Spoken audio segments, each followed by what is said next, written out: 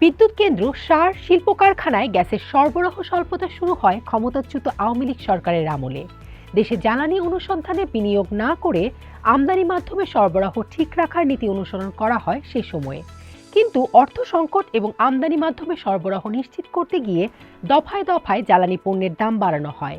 কিন্তু এসব উদ্যোগ ক্রমেই ভয়াবহ উদ্বেগে রূপ নিচ্ছে। এমনকি আন্তর্জাতিক ভূরাজনৈতিক উত্তেজনার ঢেউ এসে চাপ বাড়াচ্ছে বাংলাদেশের জ্বালানি নিরাপত্তায়। একদিকে যেমন জ্বালানি সংগ্রহে রাজস্ব আয় থেকে বিপুল পরিমাণ অর্থের সংস্থান করতে হচ্ছে, অন্যদিকে বিভিন্ন আন্তর্জাতিক ঘটনা সরবরাহ চেইনে বিঘ্ন সৃষ্টি করছে। এরই মধ্যে দেশে এলপিজি সংকট তৈরি হয়েছে। এলএনজি সরবরাহ চেইনে যদি কোনো কারণে বিঘ্ন হয়, তা বাংলাদেশের সামগ্রিক অর্থনৈতিক তৎপরতাকে বড় রকমের বিপদে ফেলতে পারে। বর্তমানে দেশে দৈনিক গ্যাসের চাহিদা ৩৮০ কোটি ঘনফুট, সরবরাহ হচ্ছে ২৫৮ কোটি ঘনফুট, অর্থাৎ দৈনিক ঘাটতি ১২২ কোটি ঘনফুট। গত বছরের এই সময়ের তুলনায় সরবরাহ কমেছে ১৭ কোটি ৬০ লাখ ঘনফুট। ওই সময়ে দেশে গ্রিডে গ্যাসের সরবরাহ ছিল ২৭৫ কোটি ঘনফুট। এই ঘাটতির পেছনে বড় কারণ স্থানীয় উৎপাদনের ধারাবাহিক পতন। দেশে গ্যাস উত্তোলনে নিয়োজিত ৫ কোম্পানির মধ্যে ৪টির উৎপাদন কমেছে। পেট্রোবাংলার তথ্য অনুযায়ী বাংলাদেশ গ্যাস ফিল্ড কোম্পানি লিমিটেডের উৎপাদন এক বছরে কমেছে ৫২৩ MMCM। সিলেট গ্যাস ফিল্ডের উৎপাদন সামান্য বেড়েছে, তবে সামগ্রিক চিত্র বদলায়নি।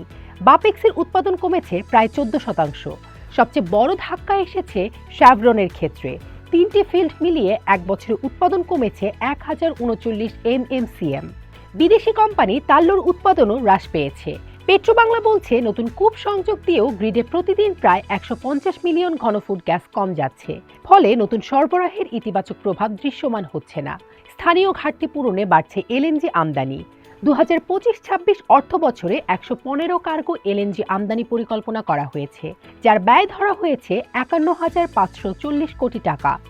আগের বছরগুলোতেও বিপুল অঙ্ক ব্যয় হয়েছে। পরিকল্পিত আমদানি সম্পন্ন হলে ২০১৮-১৯ অর্থ বছর থেকে মোট এলএনজি আমদানির ব্যয় দাঁড়াবে ২,৫৬,৭৯৩ কোটি টাকা। কিন্তু বৈশ্বিক বাজারে পরাশক্তির কৌশল, স্যাংশন ও সরবরাহ চেইনের অনিশ্চয়তা এই নির্ভরতাকে আরও ঝুঁকিপূর্ণ করে তুলেছে। এলপিজি আমদানিতে যুক্তরাষ্ট্রের স্যাংশনের প্রভাব পড়ায় দেশে বড় সংকট তৈরি হয়েছে। খাত সংশ্লিষ্টদের মতে, এটি নতুন কোনো সমস্যা নয়। আগের সরকারের সময় থেকেই সংকট জমেছিল।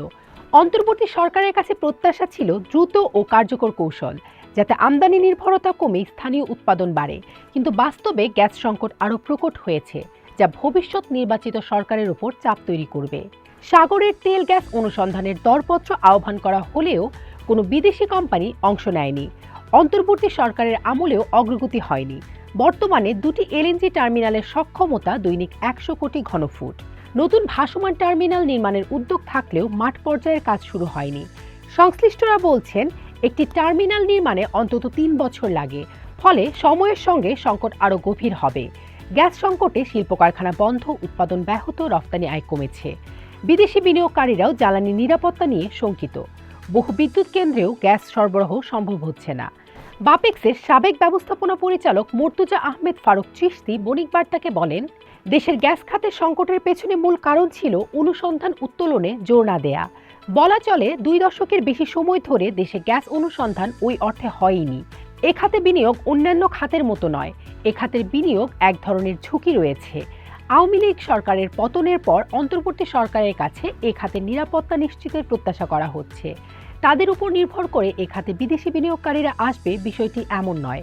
বৈশ্বিক বিনিয়োগ প্রতিষ্ঠান কোনো অনিশ্চিত সরকারের উপর বিনিয়োগে ঝুঁকতে চায় না। এটা রাজনৈতিক সরকারের ওপর নির্ভর করে।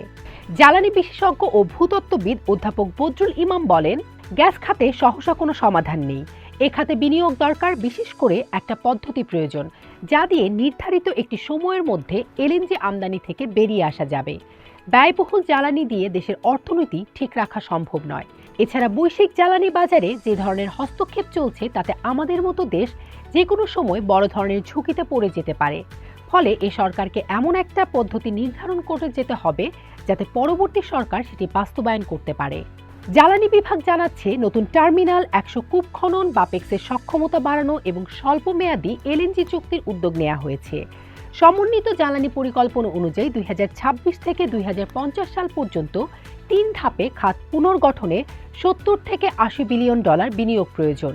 বিষয়টি নিয়ে জানতে চাইলে জ্বালানি বিভাগের সচিব মোহাম্মদ সাইফুল ইসলাম বণিক বার্তাকে বলেন, গ্যাসের সংকট কাটাতে আমদানি ও স্থানীয় গ্যাস উত্তোলন দুটোই বাড়াবে সরকার। এক্ষেত্রে গ্যাস সরবরাহ বৃদ্ধির জন্য এলএনজির আরেকটি ভাসমান টার্মিনাল নির্মাণের উদ্যোগ নেওয়া হয়েছে। ল্যান্ড বেস এলএনজি টার্মিনালের কার্যক্রমও এগিয়ে চলছে। অন্যদিকে স্থানীয় গ্যাস অনুসন্ধান উত্তোলনে বাপেক্স সহ অন্যান্য কোম্পানি কাজ করছে। দুটি নতুন রিগ কেনা হচ্ছে, গভীর ড্রিলিং হচ্ছে। আগে যেসব পরিকল্পনা নেওয়া হয়েছিল সেগুলো সমন্বিত কোনো উদ্যোগ ছিল না, যে কারণে গ্যাস খাতে নানা সংকট সৃষ্টি হয়েছে।